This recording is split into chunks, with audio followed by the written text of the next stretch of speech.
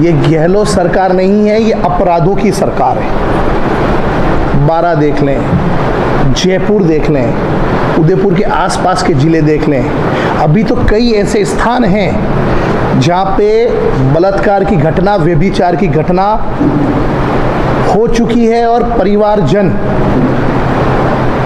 इज्जत के खातिर, मान मर्यादा का खातिर अपने उस दर्द को बयान नहीं कर पा रहे हैं। एक सरकार जब आई थी तो उसने कहा था अब होगा न्याय। मैं आपके माध्यम से उनको पूछना चाहता हूं, अशोक गहलोत सरकार को और आपके यहाँ के जिलाध्यक्ष जी को, दिनेश जी खोनिया को, कि आप बताएं कब होगा न्याय। मैं अभी किसान चौपाल में जाकर आया, एक किसान से मेरा मिलना हुआ, लवजी पाटीदार। ये बहुत अहम विषय है कि एक किसान जिसके घर में 2 खटिए थे, कुछ एक पंखे थे, लाइट थी, जो बड़ी मुश्किल से अपने घर गुजारा चला रहा है। मैं जाके आया हूं, मैंने उनको आपके लिए आमंत्रित भी किया। उनके घर का बिल 6,000 रुपये और उनके कृषि कनेक्शन खेत का बिल 11,000 रुपये। साथियों, मुझे आप बताइए कि मार्च के बाद उनके कुएं को बिजली से चलाया नहीं गया। मार्च के बाद, उसके पहले का बिजली का बिल उन्होंने जमा कर दिया। तो मुझे बताइए, ये 10वां महीना चल रहा है, इस 7 महीने में आपने 11,000 का बिल किसका दिया? यही नहीं, वहां पे जितने किसान बैठे थे उन सभी ने 6,000 से अधिक का बिल होना पाया गया। आप बताइए कि कुआं की मोटर चल रही है और 11,000 का बिल आ गया है, और यहां तक तो ठीक है, लेकिन उस कुएं को, मुझे तो लग रहा है ये सरकार किसानों में कुएं में आत्महत्या करे ऐसी सरकार हो गई है। ये कहना चाह रही है कि जो कुआं उसमें डूब जाओ। ये सरकार का कहीं ना कहीं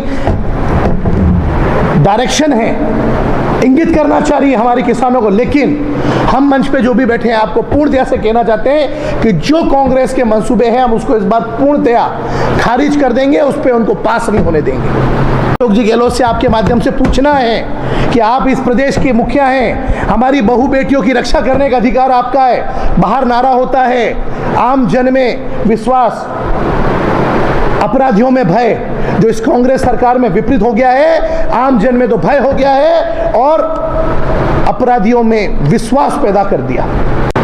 अगर ये बीटीपी इन जनजाति भाइयों की हितैषी होती ना, तो उन जनजाति भाइयों को बहुत विधिवत आंदोलनरत छात्रों को ले जाती जयपुर और दिल्ली और अपने हक की बात करती, क्योंकि उनको तो इन सीटों से मतलब नहीं है, उनको तो अपनी राजनीतिक रोटियां सेकनी है। कहाँ है डिंडोर साहब? मैं पूछना चाहता हूं आपके माध्यम से, कहाँ थे कोरोना में वो? भारतीय ट्राइबल पार्टी, इसमें मुस्लिम कार्यकर्ता का क्या लेना देना? आपने क्यों उसका पदाधिकारी उनको बनाया? आपको तो वर्ग संघर्ष करना है, क्योंकि ओबीसी, सामान्य, ये बहुत बड़ा वर्ग भारतीय जनता पार्टी के साथ है। आपको लगा ये हमारे साथ नहीं जुड़ जाएंगे, लेकिन उस वर्ग को आपने साथ में ले लिया जो वर्ग बहुत कम हमारे साथ खड़ा रहता है। आपको सिर्फ अपनी राजनीतिक रोटियां सेकनी है।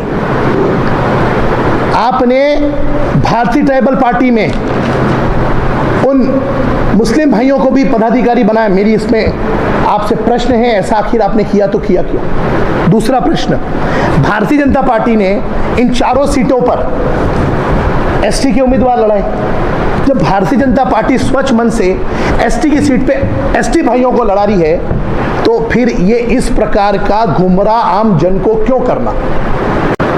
उनका एक विधायक कहता है 84 का,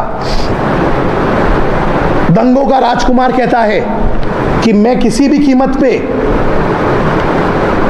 इन आंदोलनों को रोड पे लाऊंगा। अरे भाई, तेरी तो रोटियां सिक गई, लेकिन तुमने जिस प्रकार से इन 1167 सीटों पे इन छात्रों को जो मुकदमे दर्ज करवाए ना, ये छात्र बेचारा अब तक ही लगाकर देख रहा है कि यार हमारे साथ धोखा हो गया। आपने उनको बरगला कर, बहुत ये जो छात्र होता है, मैंने भी छात्र नेतागिरी की, मुझे पता है ये बहुत कम समझदार होता है, इसको जैसी हवा होती है वैसे वो बदल जाता है, और इन्होंने उसका फायदा उठाकर और इसको बदल दिया। हमारे लोग भी उनको समझाने गए, लेकिन इस कदर इन्होंने इसका जहर घोल दिया कि वो जहर इस पूरे जिले में और धीरे धीरे संभाग की ओर बढ़ता हुआ दिख रहा है। वर्ग संघर्ष जो इन्होंने खड़ा किया, मैं आपके माध्यम से कहना चाहता हूं कि हम सब मिलकर एक स्वच्छ राजनीति, स्वच्छ सेवा का कार्य के नाम पे इस जिले को तैयार करें, और वही हमारा ध्येय है।